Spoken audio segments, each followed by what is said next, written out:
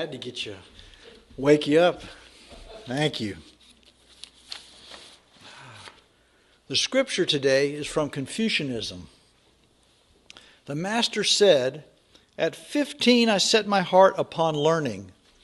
At 30 I had planted my feet upon firm ground. At 40 I no longer suffered from perplexities. At 50 I knew what were the biddings of heaven. At 60 I heard them with a docile ear.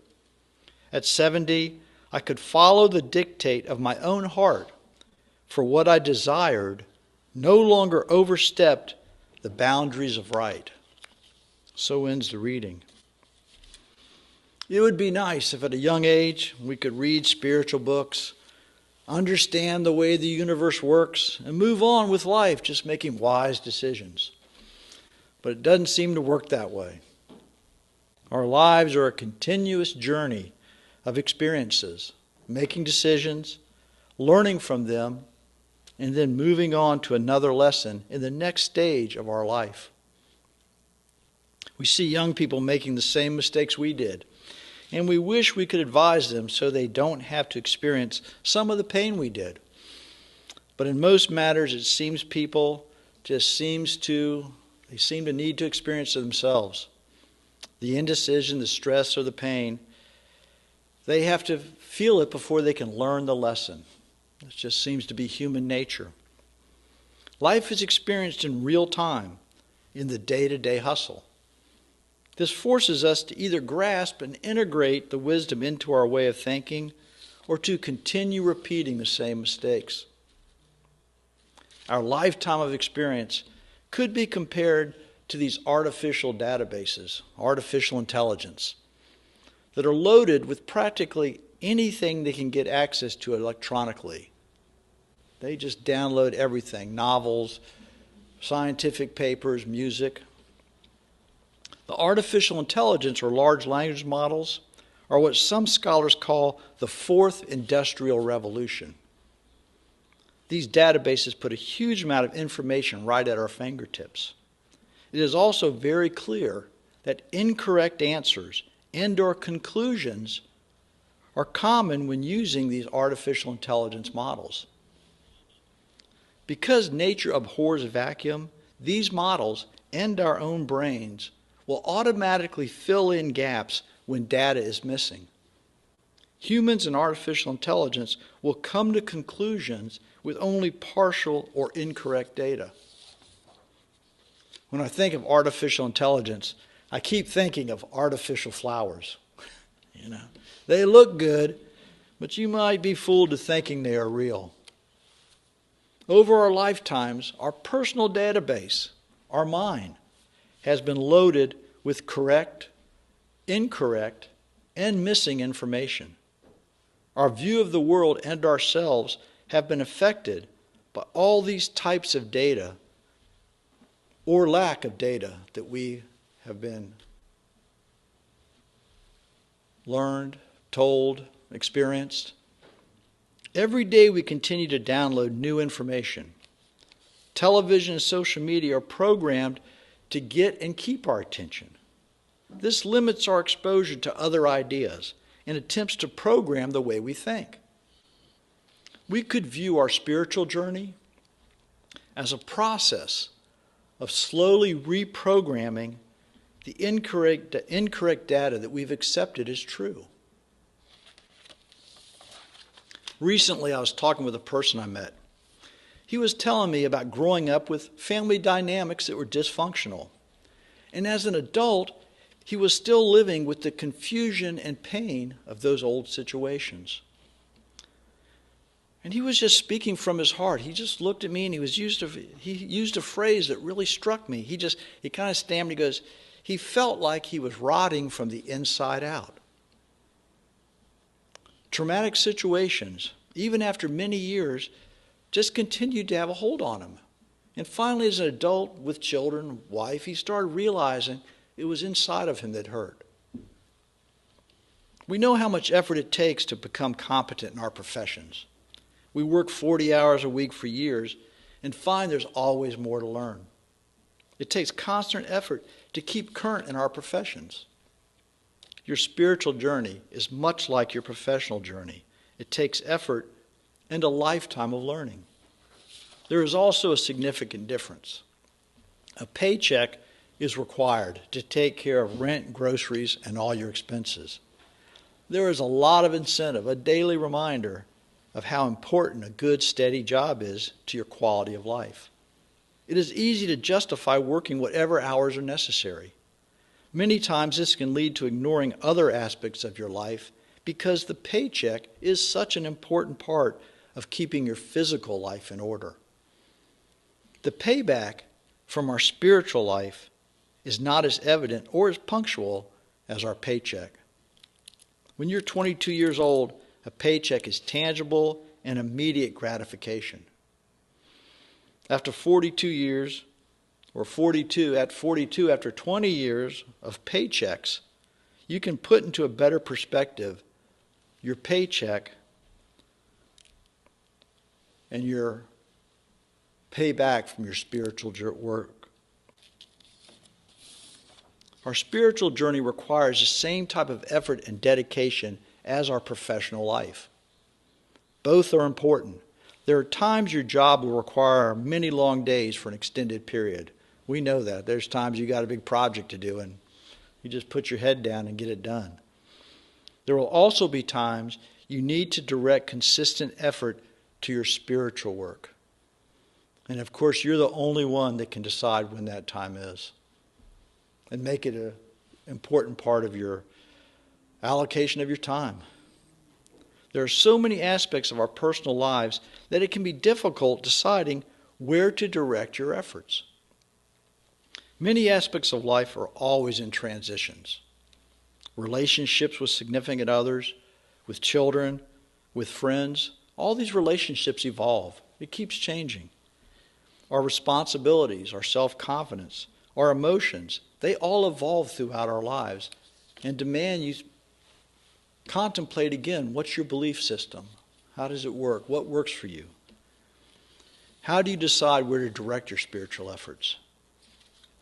Quoting from World Scripture, a comparative anthology of sacred text, a responsible life is not realized in a moment.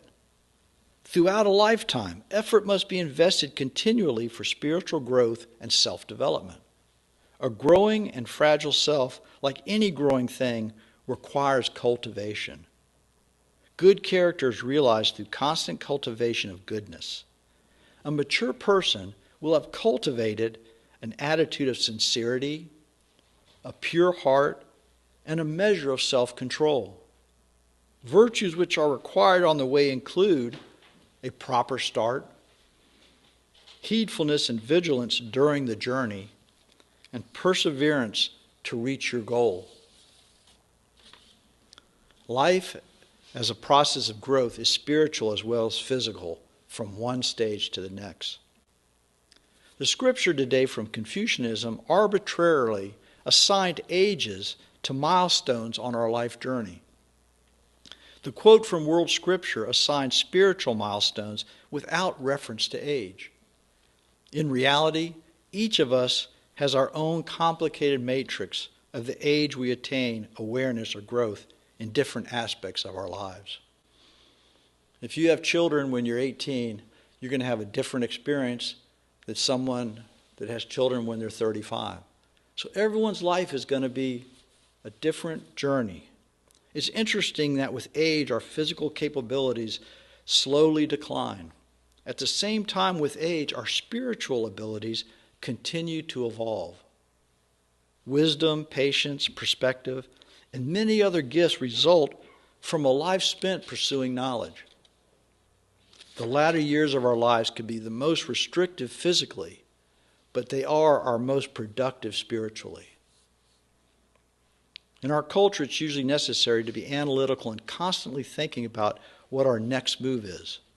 It is easy to ignore our feelings, to not recognize or express our emotions, and to allow our minds to continually go from one task to the next task, from one project to the next. Aldous Huxley, in his book, The Doors of Perception, proposed that the brain is a reducing valve. He suggested that all around us is what he called mind at large.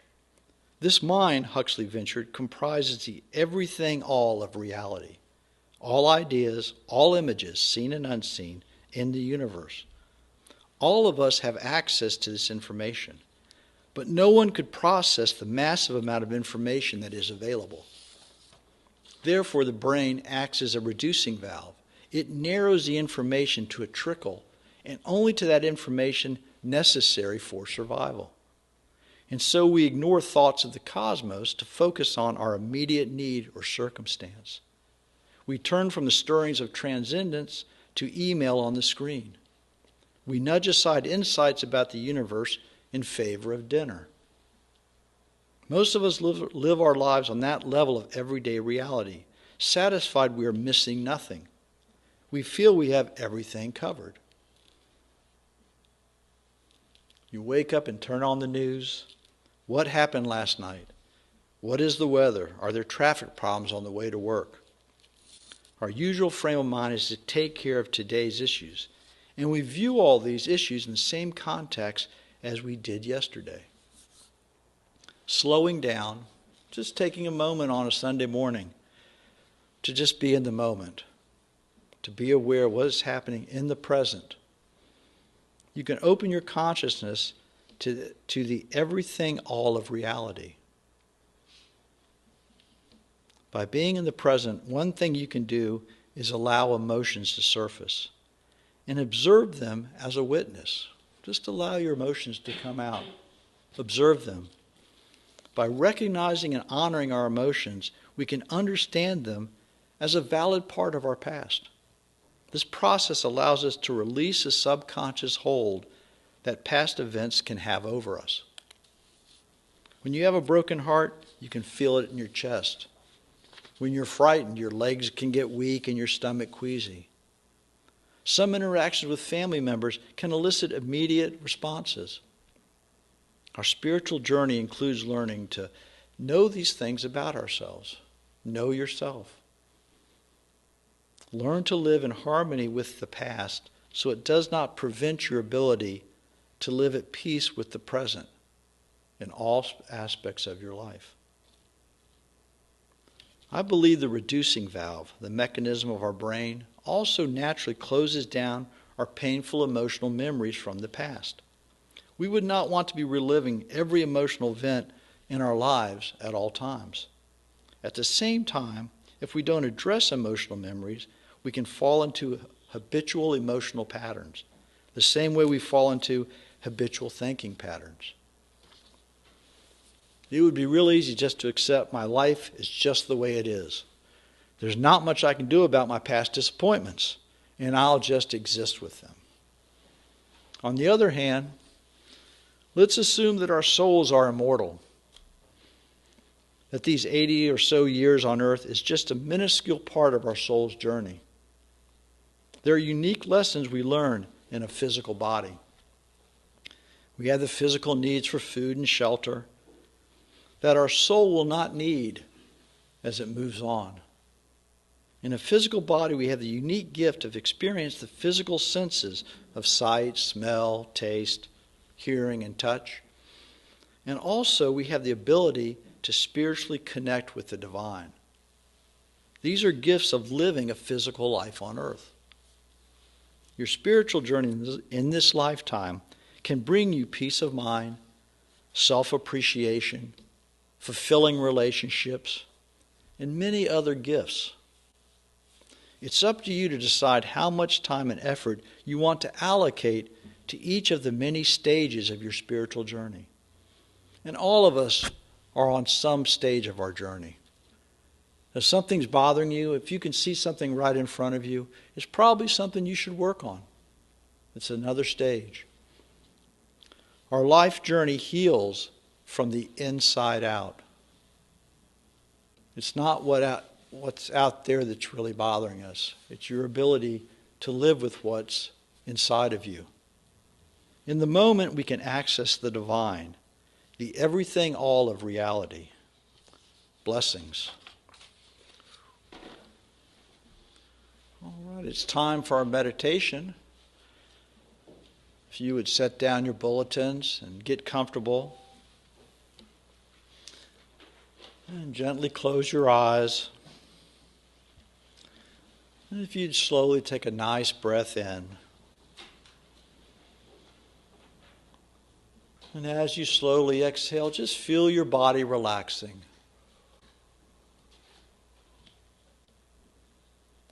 Take a nice long breath in. As you exhale, just feel your muscles relaxing. Your face, your neck,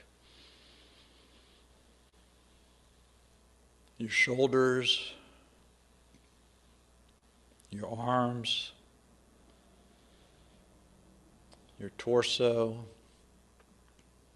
your hips and legs. And again, breathe into your whole body. And as you exhale, just feel everything relaxing. And now if you'd breathe into your heart, take a nice breath into your heart. As you exhale, just feel yourself relaxing. Visualize that your heart is the center of your universe.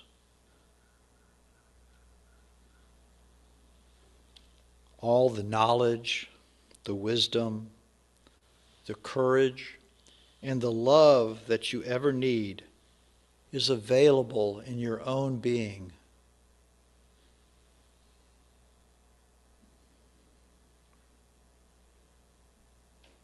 As you breathe into your heart, think of something you love.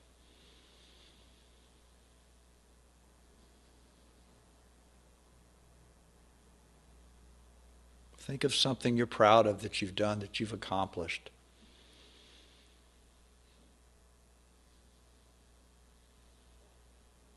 Everything you need, you have in your being.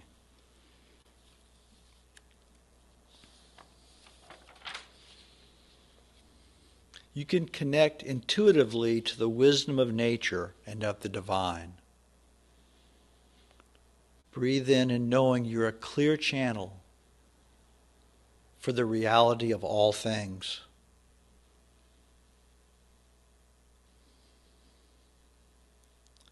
Breathing in, just open yourself, your intuition to knowledge. Open your intuition to wisdom.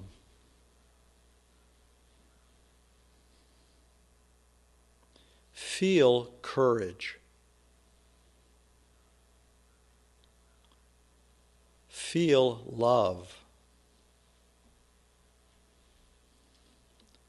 Continue breathing in and out of your being.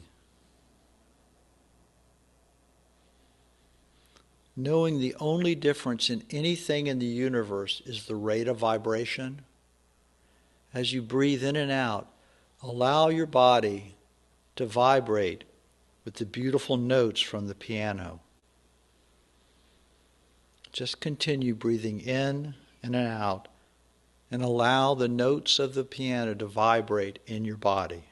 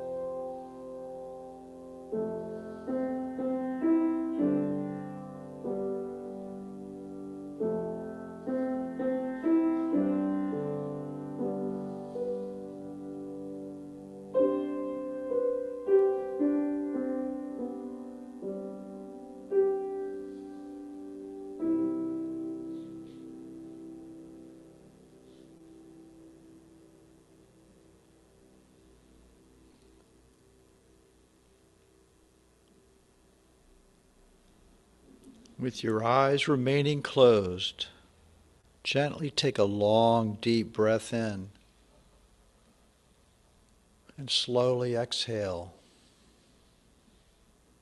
Oxygen is the most important energy source to your body. Again, taking a long, deep breath in, allowing the healing oxygen going to every cell in your body.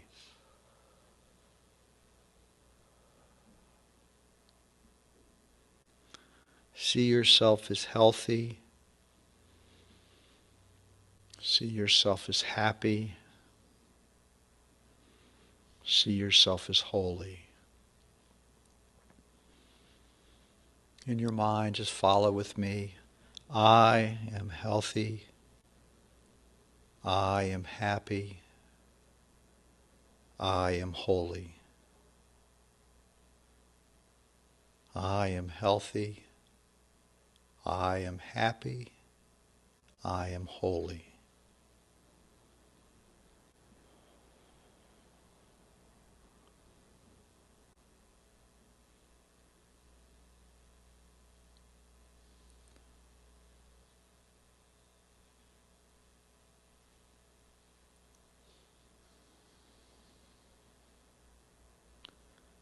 And with your eyes remaining closed, gently release this meditation and just spend a few moments alone with no cares or concerns, just breathing normally.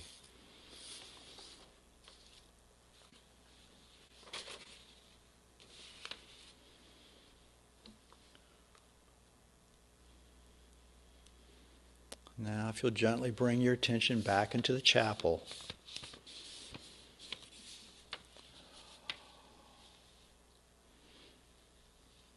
Bringing back into the chapel. And we'll read together in the bulletin, under the meditation, the congregation.